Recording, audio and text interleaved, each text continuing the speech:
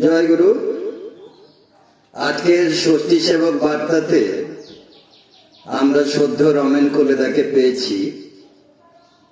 উনি দীর্ঘ 4 দশক ধরে শ্রী ঠাকুরের বার্তাকে বহন করে চলেছেন নিজের কাঁধে।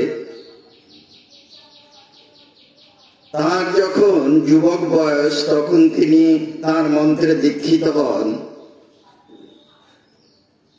তখন তিনি অধ্যয়নরত ছিলেন এবং পরবর্তীকালে তিনি জামশেদপুরে টাটা স্টিলে প্রশাসনিক কর্মকর্তা হিসাবে জয়েন করেন এবং দীর্ঘকাল কর্মরত ছিলেন। পরে তিনি সাম্প্রতিকতম সময়ে টাটা স্টিল থেকে অবসর গ্রহণ করে বয়স্ক ব্যক্তিদের স্বাস্থ্য পরিষেবা প্রদান করে থাকেন এবং বিভিন্ন যোগাসন শিখিয়ে সকলকে সুস্থ এবং সবল রাখার চেষ্টা করেন। তো আজকের এই অনুষ্ঠানে তাকে আমরা পেয়েছি।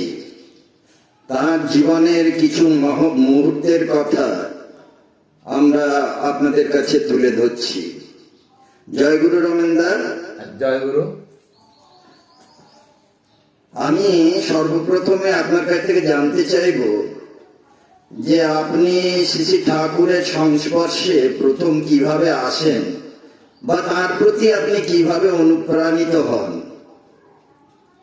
আমি যখন কলকাতায় পড়াশোনা করতাম, কলকাতা থেকে আমার বাড়ি প্রায় দীর্ঘ 4 ঘন্টা রাস্তা ছিল।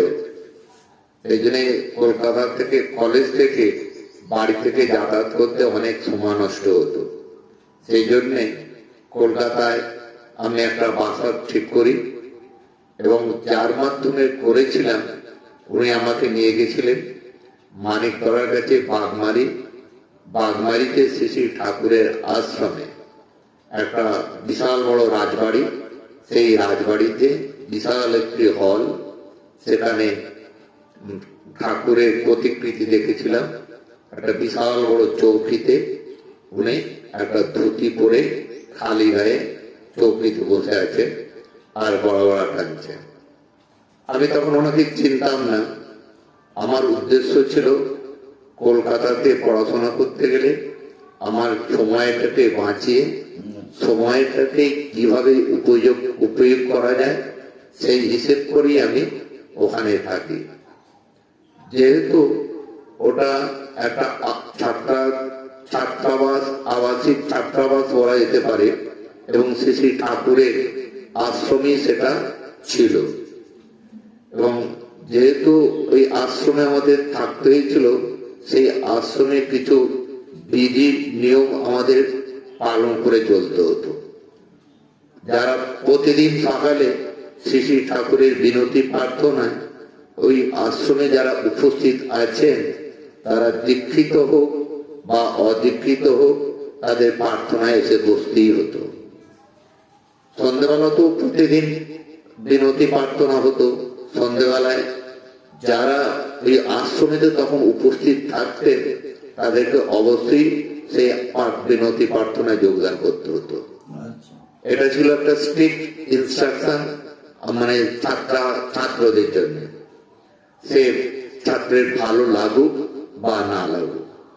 এবং তখন শ্রী ঠাকুরের কনিষ্ঠতম পুত্র শ্রদ্ধা ডাক্তার শ্রী অচেতারঞ্জন চক্রবর্তী ওরফে শ্রী সকলের পরিচিত কাজলদা, উনি মাঝে মধ্যে দেওঘর থেকে আসতেন। উনি যখন আসতেন তখন ওনার পরিবার এবং ওনার যারা অনুগামী ছিলেন তারা এখানে এসে ভিড় করতেন এবং দীর্ঘদিন যখনই আসতেন তখন 1 থেকে 1.5 মাস, কখনো কখনো 2 মাস উনি থাকতেন। তখন প্রতিদিন, প্রতি সপ্তাহে, প্রতি শুক্রবারে এই আশ্রমেতে একটা সৎসঙ্গ অধিবেশন হতো এবং কলকাতার পার্শ্ববর্তী যত এলাকা আছে ওখানে যারা শ্রী শ্রী ঠাকুরের দীক্ষিত তারা ঠাকুরের দাদার কাছে আসতেন এবং এই সৎসঙ্গ মানে অধিবেশনে যোগদান করতেন। এবং তখন থেকে বিভিন্ন মানে তখন ঋত্বিককে, অদূর্যকে, যাদবকে তা জানতাম না, সকলকে জানতাম তারা শ্রী শ্রী ঠাকুরের মন্ত্রবাহী শিষ্যগণ। এবং তাদের মধ্যে আলাপ আলোচনা, পাঠ্যপুস্তক পাঠ হতো এবং পাঠ্যপুস্তক যে পাঠ হতো এবং যখনই অধিবেশন হতেন শ্রদ্ধেয় কাজলদাস থাকতেন, উনি নিজে সত্য অনুসরণ পাঠ করতেন। ওনার এত সাবলীল ভঙ্গিতে সত্য অনুসরণ পাঠ করতেন, প্রত্যেকটি মানব হৃদয়ে একটা অনুরণ খেলে যেত এবং সেখান থেকে ধীরে ধীরে মানুষের মধ্যে একটা আগ্রহ বাড়ে, আমারও বেড়েছিল। এমনি করে প্রায় 2 বছর পার হয়ে যায়। তারপরে আমাদেরই মানে সামোসাই আমাদের সিনিয়র কিছু দাদারা দেওঘর আশ্রমেতে মানে পুজো পরে যে উৎসব হয় সেই উৎসবে যান, সেখানে গিয়ে তাদের ঋত্বিকের পাঞ্জা হয়। তখন ওই খুশিতে আমি তখন বললাম যে আমি দীক্ষা নেব। তখন ওই আশ্রমেতে বসি আমার দীক্ষা হয়। তখন ওই আশ্রমের তৎকালীন যে আশ্রমে যিনি ছিলেন মানে যার যিনি মানে কেয়ারটেকার হিসেবে থাকতেন, দেখভাল করতেন, উনি আর কেউ নয়, শ্রদ্ধেয় শ্রী অরূপ রঞ্জন প্রধান। উনি বঙ্গবাসী কলেজে পলিটিক্যাল সায়েন্সের হেড ছিলেন এবং দীর্ঘদিন উনি এই ঠাকুরের সৎসঙ্গ করেছেন, এখনো করেছেন। ওনার শ্রী শ্রী ঠাকুরের বক্তব্য বলুন এবং বিভিন্ন রাজনৈতিক বক্তব্য বলুন, এমন একটা চুম্বক ছিল। যদি সে ঠাকুরের দীক্ষিত হোক বা না হোক, রাজনৈতিক দলের হোক বা না হোক, ওনার বক্তব্য না শুনে কেউ কিন্তু হিলতে পারত না। তার কথার মধ্যে এতটাই মাধুর্য এবং প্রাণ ছিল। এবং সেই থেকে আমি আশ্রমেতে বিভিন্ন রকম পাঠ করতে থাকি। তারপরে আমার দীক্ষা গ্রহণ হয়। জয় গুরু। হ্যাঁ, খুব ভালো লাগলো দাদা এই প্রসঙ্গগুলো শুনে। তো এর থেকে বোঝা যাচ্ছে যে ওই আবাসিক আশ্রমে থেকে সেখান থেকেই আপনি উদ্বুদ্ধ হয়েছিলেন এবং দীক্ষা গ্রহণ করে পরবর্তীকালে শ্রদ্ধেয় অরূপ প্রধানদার যে আলাপ আলোচনা, সে আলাপ আলোচনাতে অনুপ্রাণিত হয়েছিলেন। পরবর্তীকালে আপনি আপনার কর্মজীবনে দীর্ঘকাল কাটিয়েছেন এবং এই কর্মজীবনে থাকাকালীন আপনি সৎসঙ্গ গ্রহণ করেছেন। তো আপনার কাছ থেকে জানতে চাইব যে কর্মসূত্রে তো আপনাকে বিভিন্ন সময় বাইরে যেতে হয়েছে এবং ইউরোপের প্রায় সব দেশগুলোতেই আপনি ঘুরেছেন। তো আপনার কি সস্তনী নিয়ে কোনো অসুবিধা হয়েছে এই সব দেশগুলোতে ঘুরতে বা বাইরে যাতায়াত করতে? এই সম্বন্ধে সংক্ষেপে কিছু বলুন। এটা খুবই ভালো প্রশ্ন। আজকের দিনেতে মানুষ সস্তনী নিতে এই জন্যই চায় না, কারণ তারা কোনো পার্টি হলে সেখানে কি খাবে সেরকম চিন্তা ভাবনা করে। আমি কিন্তু দীক্ষাও নিয়েছি একটা হুজুগে পড়ে, সৎসৈনীও নিয়েছিলাম একটা হুজুগে পড়ে। মানে সৎসৈনী নিলে পরে কি হবে না হবে সে কথা কোনোদিনও ভাবিনি এবং ভাববার অবকাশও পাননি। আমার সৎসৈনী ঋত্বিক দাদা ছিলেন ডক্টর বুদ্ধদেব চক্রবর্তী মহাশয়। উনি জামশেদপুরে আমাদের শ্রদ্ধেয় ব্যোমকেশ সিনহাদার ঘরেতে একটি সৎসঙ্গের আয়োজন ছিল। সেই সৎসঙ্গের পরে আমার সৎসৈনী গ্রহণ করা হয় এবং সৎসৈনী নেওয়ার পরে একটা কথা আমি বলি, আমি যেহেতু আশ্রমে থেকেছি দীর্ঘদিন আমি একটা নিরামিষ আহারের সঙ্গে যুক্ত ছিলাম, এবং যখনই তার ব্যতিক্রম হয়েছে তখন আমি নানান রকম অসুস্থ অবস্থায় আমাকে ভুগতে হয়েছে।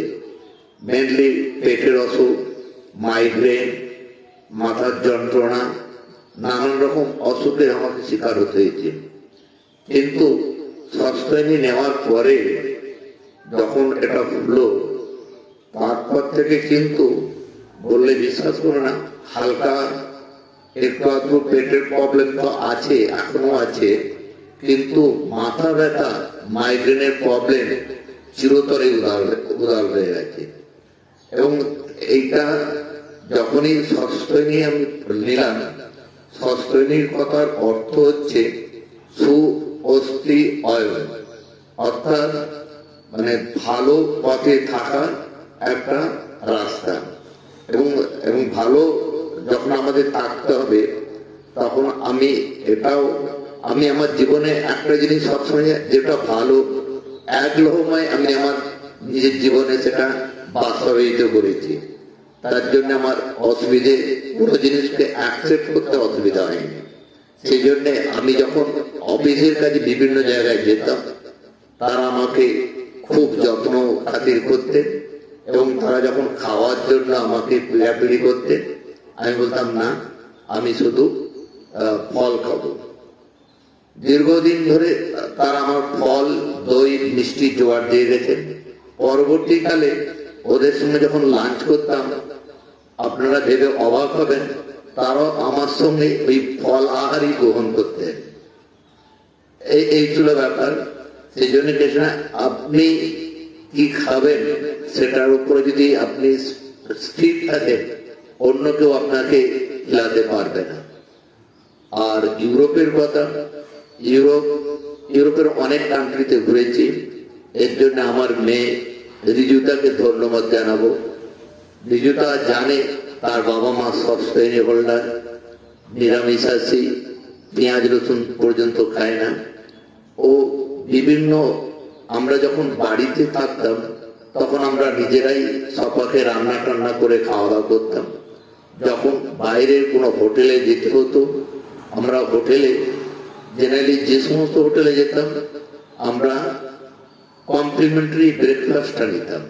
আর কমপ্লিমেন্টারি ব্রেকফাস্টে আমরা সেখানে শুধু ফলাহারই করতাম, যার জন্যে দিনের একটা আহার আমাদের সলিড হয়ে যেত। তার পরবর্তীকালে কোনো এক সময়েতে আমার মেয়ে এরকম এমন রেস্টুরেন্ট খুঁজতেন যেখানেতে এই ধরনের সুযোগ আছে। তখন আমাদের মতো করে আমরা অল্প কিছু আহার গ্রহণ করতাম।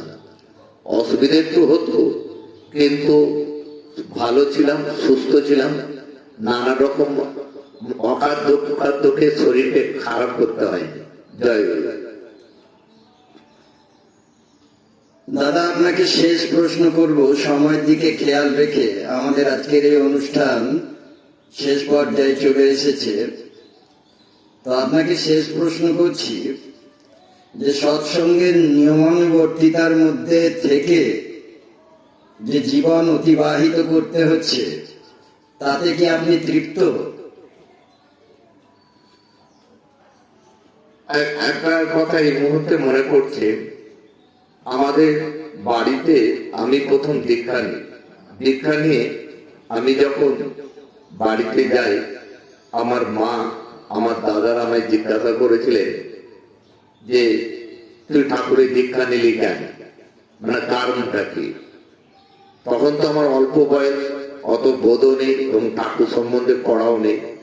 আমি শুধু একটা কথাই বলেছিলাম, নিজেকে একটা নিয়ম শৃঙ্খলার মধ্যে বাঁধার যে রাস্তা, এটা আমি খুঁজে পেয়েছি, এবং এই নিয়ম শৃঙ্খলার মধ্যে দিয়ে আমি চলতে চাই। তাই দীক্ষা নেওয়ার পরে যে নিয়ম শৃঙ্খলা সঙ্গে চলাটাই একটা সৎসঙ্গের প্রথম এবং প্রধান কাজ। এবং যারা যেটা ঠিক মতো করে উঠতে পারবে, নিশ্চয়ই তারা এই বিষয় থেকে উপকৃত হতে পারবে। জয় গুরু। সকলকে ধন্যবাদ জানিয়ে এবং শুভেচ্ছা জানিয়ে আজকের এই অনুষ্ঠান এখানেই শেষ করছি। অনেক কিছু অজানা রয়ে গেল, পরবর্তীকালে আমরা আবার এই অজানা কথাগুলি আপনাদের সামনে উপস্থাপন করব আশা করি। সকলে ভালো থাকবেন। জয় গুরু।